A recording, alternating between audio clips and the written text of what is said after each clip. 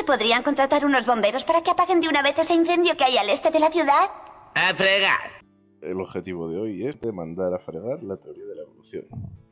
De hecho, se manda a fregar solita, porque esto es un resumen del vídeo. Jamás se ha observado un cambio de especie darwiniano, punto. Luego, la teoría de la evolución es una puta castaña.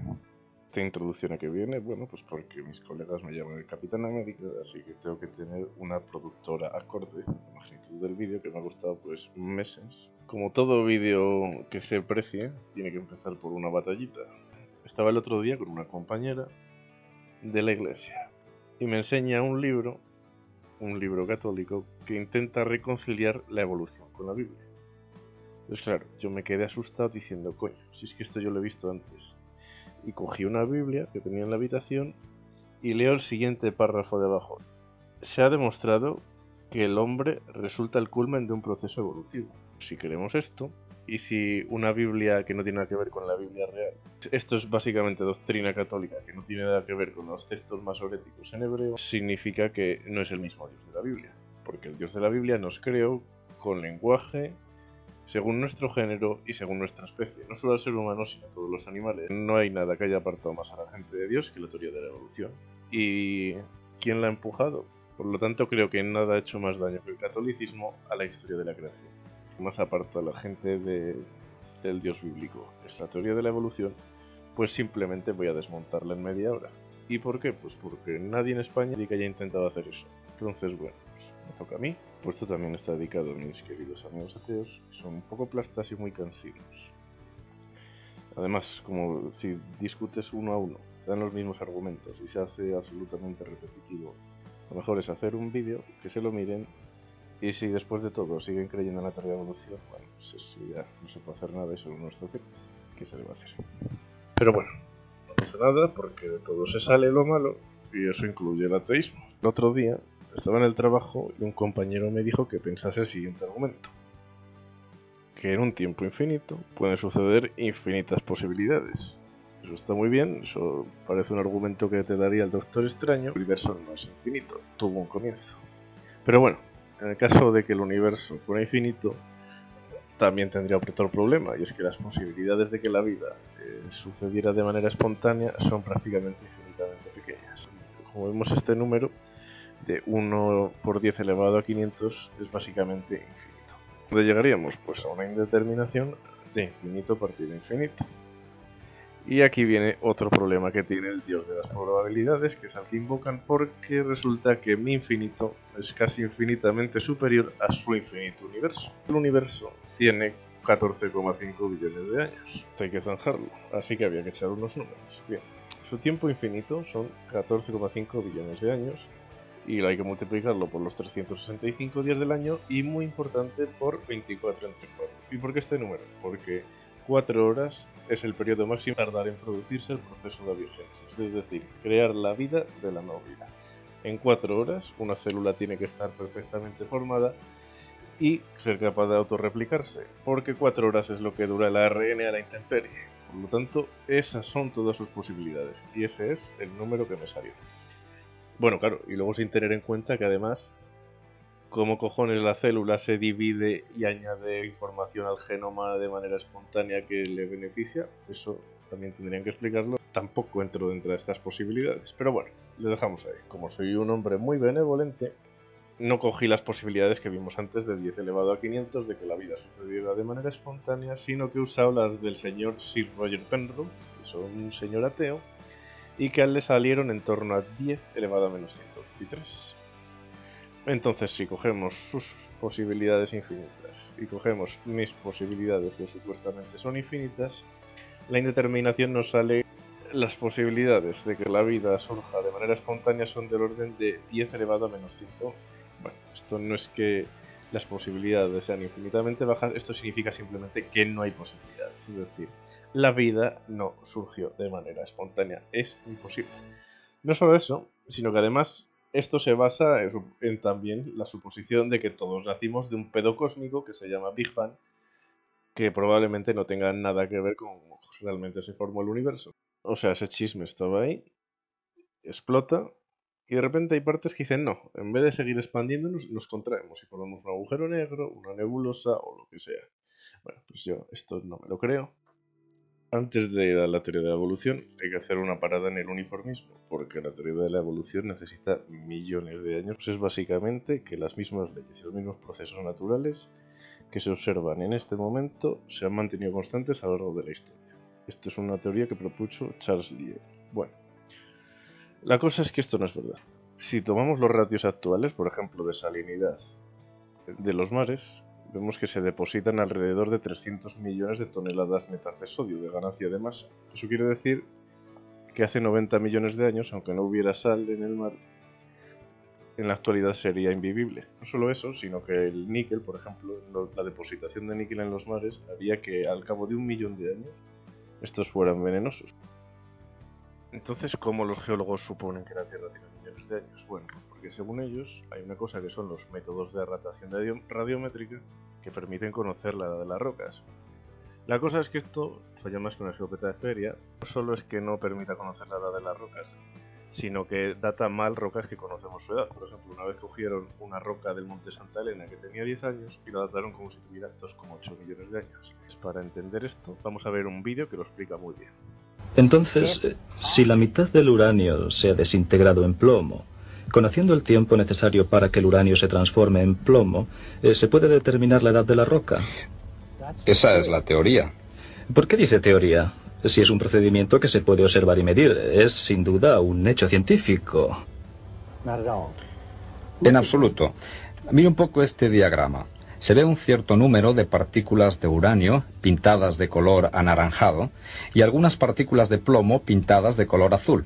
Aquí tenemos que jugar con 3 hipótesis principales. La primera, que todas las partículas de plomo eran en su origen partículas de uranio, pero no hay ningún motivo para creer que no había algunas partículas de plomo en la roca en su formación, ya que en las rocas existe mucho plomo natural que no procede del uranio.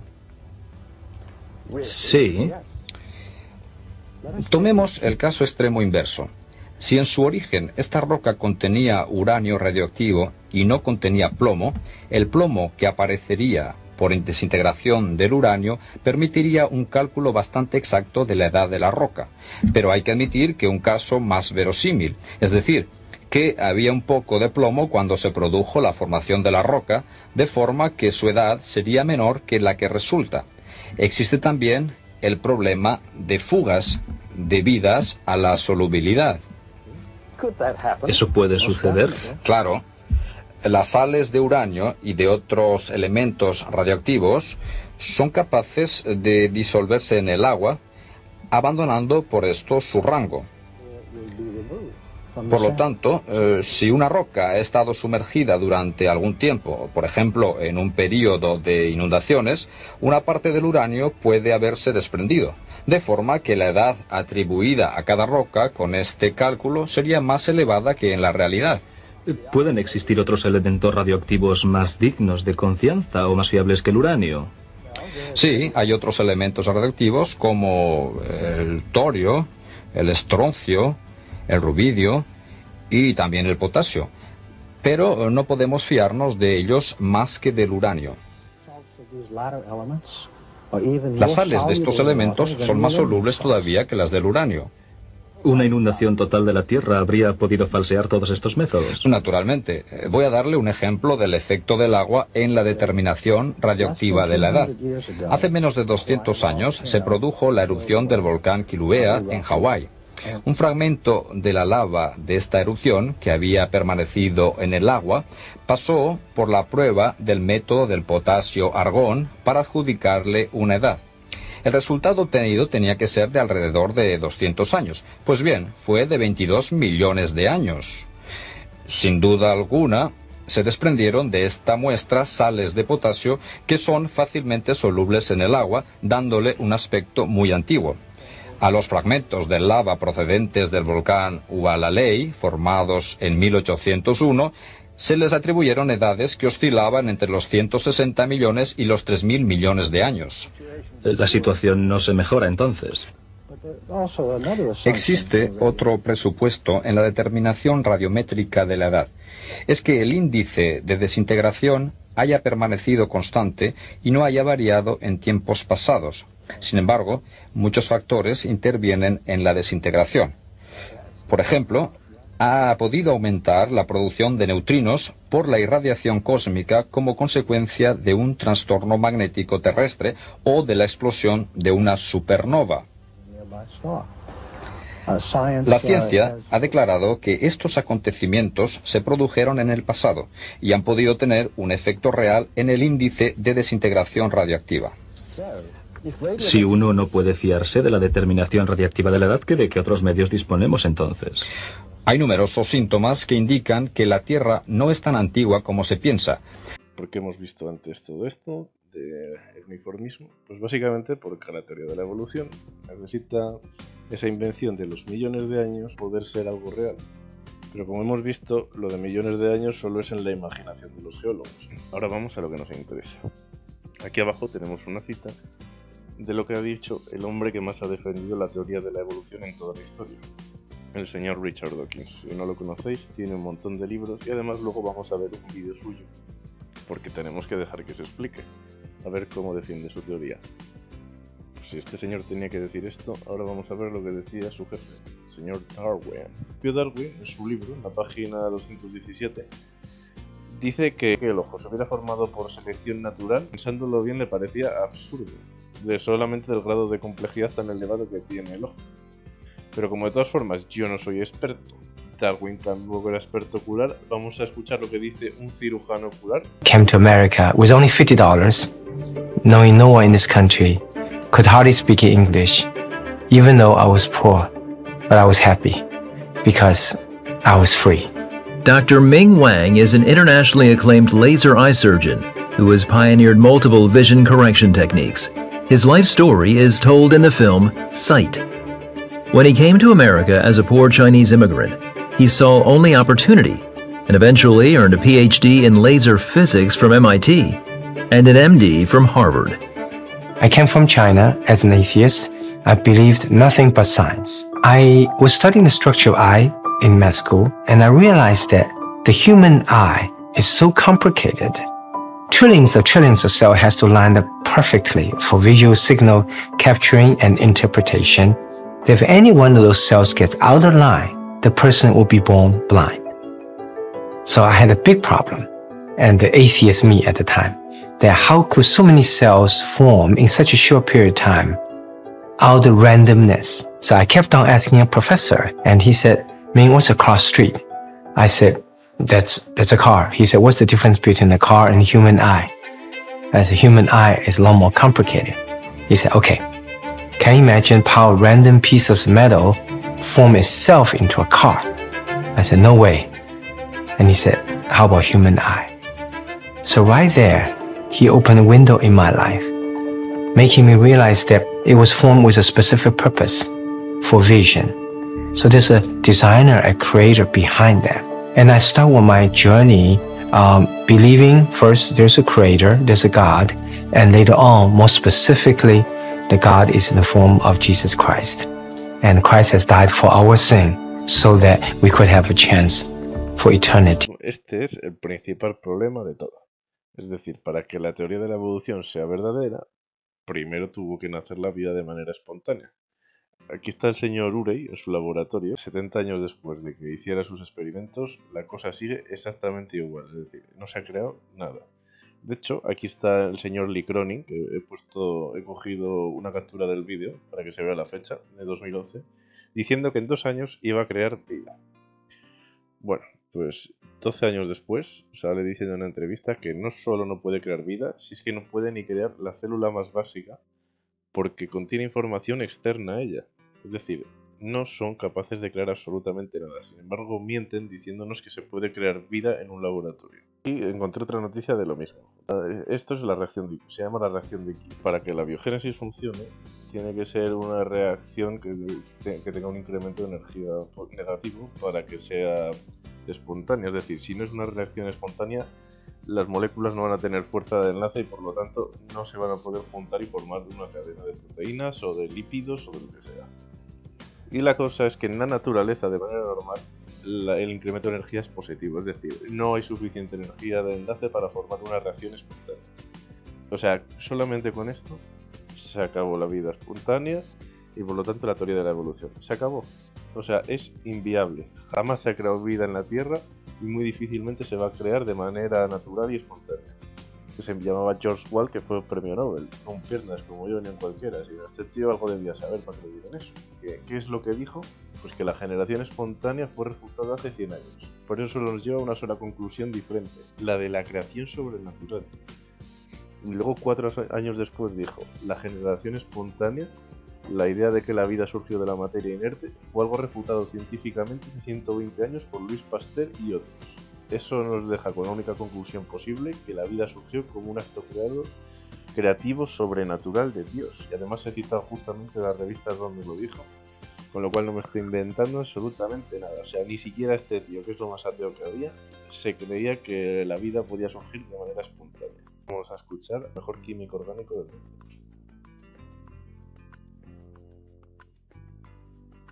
I'm a synthetic organic chemist. Origin of life is purely synthetic organic chemistry. There's no way around it. I'm perfectly situated to be commenting on this, to be critiquing the origin of life research. It is abiological. It is before biology takes over. This is purely synthetic organic chemistry.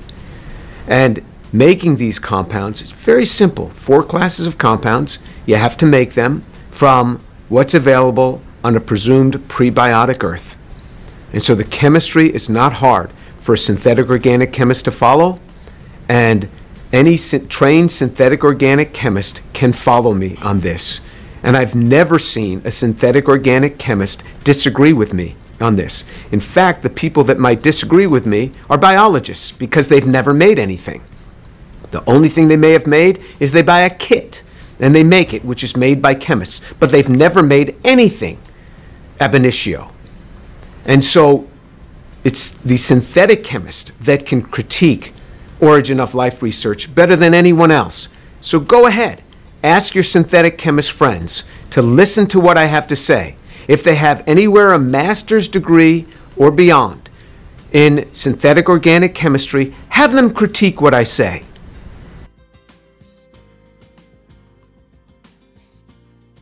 We do not know how to build even a simple bacterium. The simplest bacterium with its 256 protein coding genes, we have no idea how to build it. First of all, we don't know how to build the molecules, the 4 classes of molecules that are needed for it. We don't know how to, even if we had those 4 classes of molecules, assemble them even into the simplest of bacteriums. We don't know how to do that. One can do that with the technologies we have today. We can make technologies, but we can't even make the simplest bacterium. Anybody who would say something contrary does not know what they are talking about. Show me the demonstration. Nobody has ever done it, and it's not because of lack of effort. It's not because of lack of will. First of all, they haven't been able to get the molecules to do this, and if they could make the molecules, even if we were to give them the molecules, they wouldn't have the information. There would be no inherent information in the DNA. But even if we gave them the DNA in the structure that they wanted, they wouldn't know how to put all the components together because of the sophistication within a cell. The interactomes, meaning that the interacting connectivity between the molecules, the van der Waals interactions, all of these have to be in the right place and in the right order for a cell to function. We don't even know how to define life, let alone knowing how to spark it to begin. Torture te deja anonadado. Bueno, esto más o menos es, después de lo que hemos visto, esto es un resumen. Todo esto, es decir, formar la célula completa para que se pueda dividir con toda la información dentro, tiene que hacerse en menos de 4 horas. De hecho, el señor Tur ha sacado un paper este mismo verano donde dice que el gran problema de esto no es que exista todo el tiempo del mundo, sino que cuanto más tiempo pase, peor, porque después de 4 horas no se puede crear vida de forma espontánea. Si estamos evolucionando, entonces es que nuestro ADN mejora, es decir, a través de mutaciones incrementan la información del genoma y mejoran nuestras características, pero no es lo que pasa. No, por desgracia no solo no estamos mejorando, sino que estamos deteriorándonos a pasos gigantosos. O sea, lo que se observa en nuestro ADN realmente es que todas las mutaciones que se adhieren son deletéreas. Esto fue un concepto que propuso el Dr. John Sanford, que fue el que lo estudió. Y fijaos si este tío era bueno, que con 40 años tenía tantas patentes que estaba jubilado. Probablemente sea uno de los mejores genetistas de la historia. Era genetista botánico, además. La proporción de mutaciones beneficiosas a mutaciones que son degenerativas es de 7 millones a 1. Y las que son incluso supuestamente buenas acaban también dañando la información. O sea, terminan destruyendo cosas en lugar de crearlas. Con lo cual, no solamente no estamos evolucionando, sino que estamos involucionando. Pues esto significa que a partir de ciertas generaciones ya, la vida en la Tierra se extinguirá de manera sola, o sea, la especie humana. Este proceso no se puede revertir. Entonces, nos dañaremos de una manera irreversible. Pero bueno, hay esperanza. Porque como estamos hablando de la Biblia, pues hay cosas en la genética que coinciden bastante con la Biblia. Vamos a verlas a continuación. La izquierda es un estudio que hizo el Dr. Crowe en el 97 de cómo va deteriorándose nuestra capacidad física. Y en la derecha es un gráfico que hizo el Dr. Sanford de la cantidad de años que vivieron los diferentes personajes de la Biblia. Y la verdad es que las dos curvas tienen muchísima correlación, es decir, la supuesta edad que vivieron los personajes de la Biblia se parece un montón a cómo ha ido declinando nuestra capacidad física a través de las mutaciones degenerativas. A partir de 300 generaciones ya probablemente no se pueda vivir en la Tierra y nos extinguiremos. Mala suerte. Luego otra prueba bíblica, que además me gusta mucho, que nos indica que la Biblia no es solo charlatanería y palabrería barata. Es que, por ejemplo, después del diluvio salieron 6 personas del arca. Bueno, pues con una tasa de repoblación muy moderada, de 0,4, porque ha habido guerras, hambrunas, enfermedades. Si tomamos el número de personas que salieron de ahí, que son 6, y el número de años más o menos que han pasado, unos 4.500, con una tasa de repoblación, lo que hemos dicho, muy moderada, llegamos a la cantidad de gente que hay hoy en día en el planeta Tierra. Es decir, si hubiera millones de personas, o miles, hace millones de años, no cabríamos en el planeta. Pero sin embargo, la tasa de repoblación coincide bastante con lo que dice la Biblia. Para rematar el tema este del ADN, yo creo que mi prueba favorita es que todos venimos de un solo hombre y todos venimos de una sola mujer, que se llama cromosoma I de Adán y primera Eva mitocondrial. Y además es que esto contradice totalmente la teoría de la evolución, porque los modelos poblacionales que hace la gente que estudia la teoría de la evolución requieren poblaciones enormes al principio. Sin embargo, nuestros genes indican que solo venimos de un solo hombre y una sola mujer. La putada, pues bueno, sí, tuvo que haber fornicio entre hermanos, pero bueno, estas cosas aquí no nos ocupamos de esas pecaminas. La segunda prueba que también me gusta mucho en nuestro ADN es que hay muy poca variabilidad, es decir, para ser supuestamente una especie con millones de años, resulta que tenemos una variabilidad muy pequeña en nuestros genes, que además se corresponde con un cuello de botella que tuvo que ser muy reciente en el pasado. Probablemente el diluvio fuera la mejor explicación. Era media, bueno, pero ya estás imaginándote, eso es charlatanería, pero ¿quién coño se va a creer eso? Bueno, pues entonces vamos a ver lo que tiene que decir el tío más ateo de la historia y el biólogo más importante de la cienciología.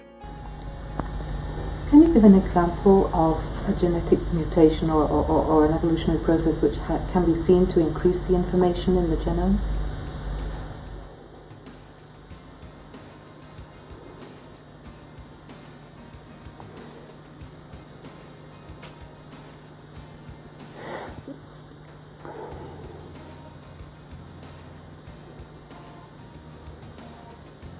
Can you just stop one? I think. I'm recording. Okay. There's a popular misunderstanding of evolution which says that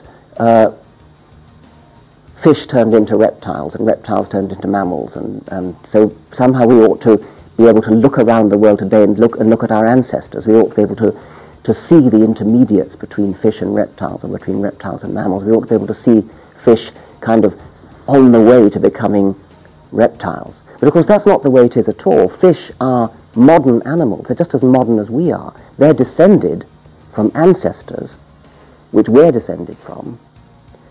Way back 300 million years ago there would have been an ancestor which was the ancestor of modern fish and the ancestor of modern humans. And that ancestor, if you could have been there then, you could have seen the first steps towards a fish, say, coming out onto the land and becoming something like an amphibian. But that was a long time ago. You wouldn't expect to see that today.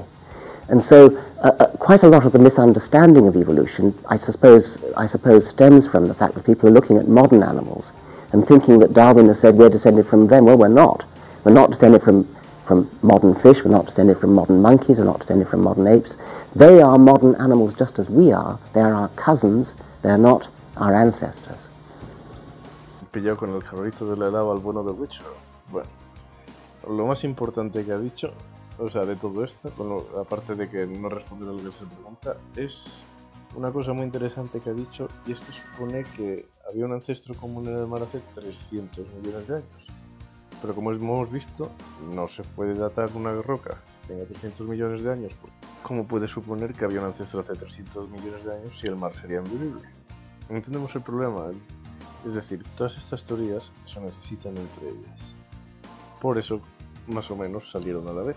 Sin una geología de millones de años y uniformitaria, no podría existir la teoría de la evolución. La teoría evolutiva es más o menos algo así. Cojo unos cacahuetes, los saco de una bolsa, los entierro, los dato radiométricamente con carbono 14, digo que tienen 50.000 años y digo, oh, mira, de 50.000 años había un cacahuete más pequeño que ha ido formándose, ha desarrollado 2 cerebros y tenemos el cacahuete de la izquierda. You're an atheist? I am definitely an atheist, yes. Now, why are you an atheist? Why am I an atheist? Because there is no God. Atheism assumes that you can disprove the existence of a God, but I'm an atheist. What Darwin showed in his work on evolution and natural selection is that we don't need to invoke any supernatural force or power to account for the development of life through time on Earth. The ongoing processes that are observable in today's world. The canine kind, the coyote, and the domestic dog, and there's the feline kind, which is the cats, the tiger and the kitten, and you've got humankind. So Darwin said there'd be a change of kinds over many years, so could you give me one example of observable evidence of a change of kinds? So, for instance, the fossil record shows the common ancestors of all carnivores, that cats and dogs were once linked, once united by a common ancestor. How long ago? This, I believe, was like 60 million years ago. The scientific method must be observable and repeatable. So could you give me one piece of observable evidence for Darwinian evolution? Okay, I would point to, as one great example, is look at the genetics of the stickleback. What's that? So stickleback fish are a very interesting collection of species that were recently isolated after the end of the Ice Age. What did they become?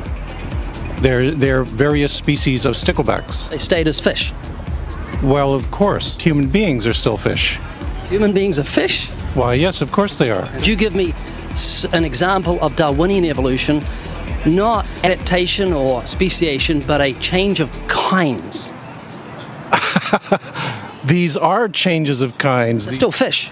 They're distinctly different fish. We have thousands of examples. Can you give me one? I can give you thousands. Just one. For instance, I would say look at Lenski's experiments with bacteria then. So what do the bacteria become? The bacteria are still bacteria, of course. So that's not Darwinian evolution. That's not a change of kinds, is it? It is a change. It is a change in the genetic makeup of the bacteria, which is still bacteria. So what do the bacteria become? A new kind of bacterium. So it's still bacteria. There's no change of kinds.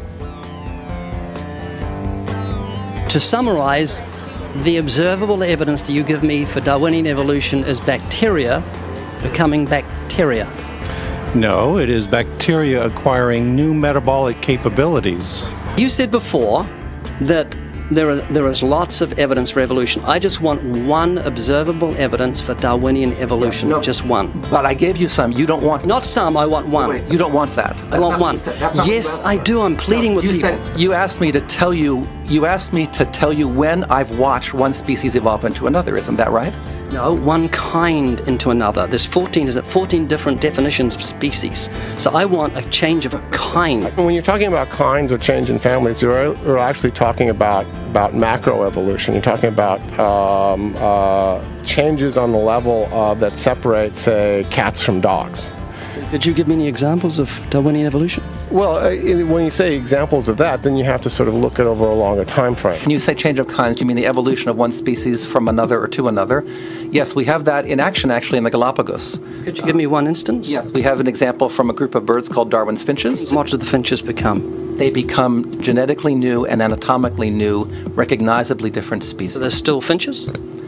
Well, of course they're still finches, yes. So there's no change of kind. Darwin spoke of a change of kind. Can you think of any observable evidence for Darwinian evolution where there's a change of kind? Change of kind. Change of kind. I'm gonna have to think about that one a little longer. You give me anything that I can see, observe, and test, which is a scientific method for Darwinian evolution, a change of kinds. Test and observe.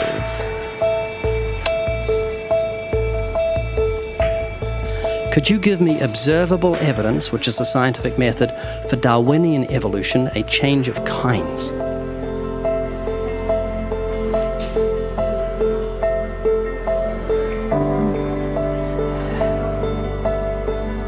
Uno puede pensar lo que quiera y todo el mundo es libre. Sin embargo, en mi humilde opinión, muy humilde porque eso tampoco es que sea una persona muy importante, pues hay un sitio donde se nos dijo la verdad y creo que sale claramente victorioso respecto a otra teoría que ni siquiera se ha observado. Así que, si alguien todavía se cree esa patraña... ¡A fregar!